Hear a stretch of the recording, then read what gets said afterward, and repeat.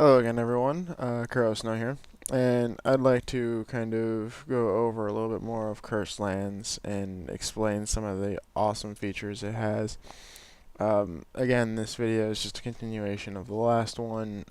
Was using Cursed Lands 0.6, 0.8 is out now, and Exode is currently working on 0.9.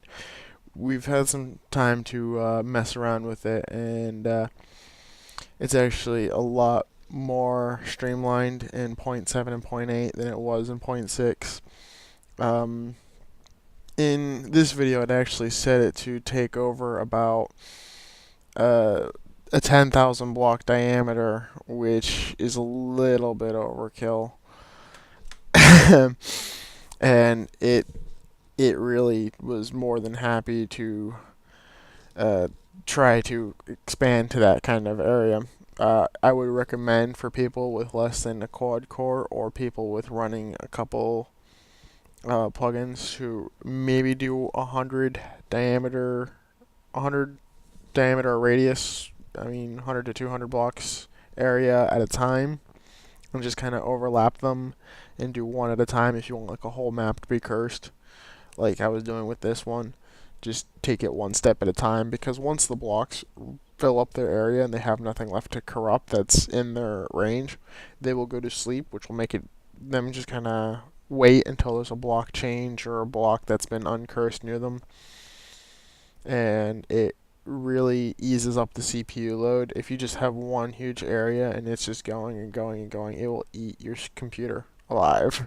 I actually I'll do a stress test in the next video, and I will show you guys it when I did it with just Dynmap and Cursed Lands. It ran for 375 blocks in every direction, 750 by 750, 40 million blocks it took over, and it was still going strong. But my computer just started saying, "This is a bit much. Please make it stop." But we did find out a couple of things about it. It is completely multi-world capable right out of the box. You just set the area and it only will stick to that map, and you can go to another map and set another area, and you can have multiple maps with the corruption going, and it works fine.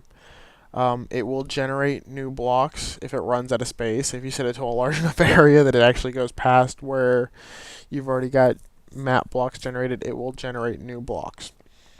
I wouldn't recommend setting it high enough to go that far, but it was pretty actually cool watching it on Dynmap just generating new map chunks. I'll actually even post a couple screenshots of it on Bukkit and put a link in the description. Are still a few hiccups in Cursed Lands. One of them is that it saves all of the blocks that are cursed into a file and loads them upon startup, which is good. It means that if you close the server down and let it close properly and start it back up again, the curse will resume where it was. The problem is the way it records it right now. These save files can become absolutely massive. Uh, There is also the fact that when a server does not shut down properly, the save file is not written properly, and the curse doesn't like to resume where it left off. Only the blocks that were saved the last time it was saved would actually resume. Right now, EXO is working on putting Cursed Lands into a MySQL format, which would enable it to both save more efficiently, load more efficiently, and run a bit more efficiently, which would end up reducing the overall RAM load and CPU load of the program, of the plugin, and would make it faster to load up on startup, and to save it on closing. I've noticed that after starting up a server that has Cursed Lands that's been running before, it does take actually quite a little bit longer to start up the server, as it'll hang on Cursed Lands as it loads the sleeping file. It also takes quite a bit longer to shut it down properly, as it hangs on the saving part of it.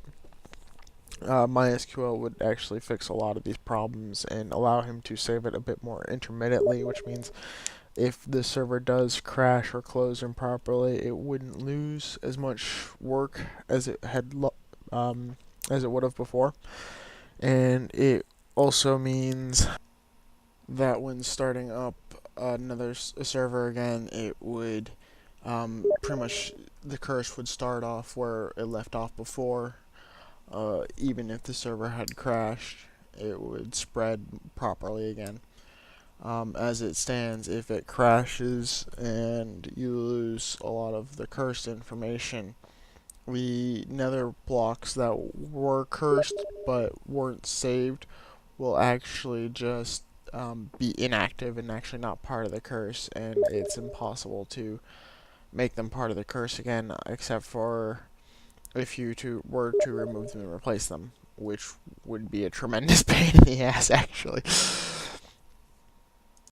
Another hiccup that KuroSnow's has is actually the protection blocks. Right now, if you were to place a protection block next to a section of curse, it pretty much causes a read timeout error. I'm not exactly sure why, but the protection block and the curse blocks just don't like to play nice with each other right now. The protection block is supposed to kind of put the curse blocks to sleep and make it so that they don't spread, but for whatever reason it just ends up crashing all the clients, and then after a while you can reconnect, but it causes an extreme amount of lag. I'm again not entirely sure why. Hopefully this will be fixed in 0.9 or even 1.0. So for now, be sure to place your protection blocks before. And as far as stopping a curse from spreading, I would say dig it up and place blocks around it that it can't curse. Like kind of like box it in. Otherwise, you're just going to end up with a lot of unhappy players and a very unhappy server. One more thing we had found was actually that the fire, as you can see on the video, is everywhere and it spreads a lot faster than the server can really handle, and it causes a lot of lag just from the fire itself. We found it's actually better if you make trees, instead of burnable, you make them curseable, and it'll actually run the curse over the trees, and you'll actually see it in the next video. It looks very cool, and it's pretty funny just watching the curse just eat the tree alive and just turn it to these giant netherrack trees. Very creepy, very cool, and this actually reduces a lot of the CPU load also, as instead of burning all of the trees, it's just corrupting them and putting them to sleep. Makes it a lot less laggy, makes it a lot smoother. That's actually pretty much everything I wanted to talk about in this episode. In next episode, tune back in for a live demonstration showing it going full speed, showing some of the configuration and the setup, showing just how fast it'll take over. I'll be stress testing my computer with Dynmap and just show you how fast it will consume both the CPU load and the map at the same time.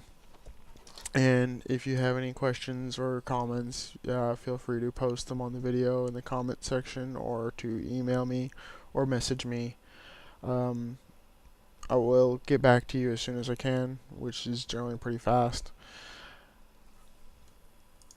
Once again, this is KuroSnow, and feel free to come check out our server anytime.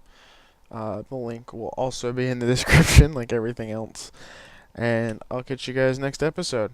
Thanks for watching. Bye.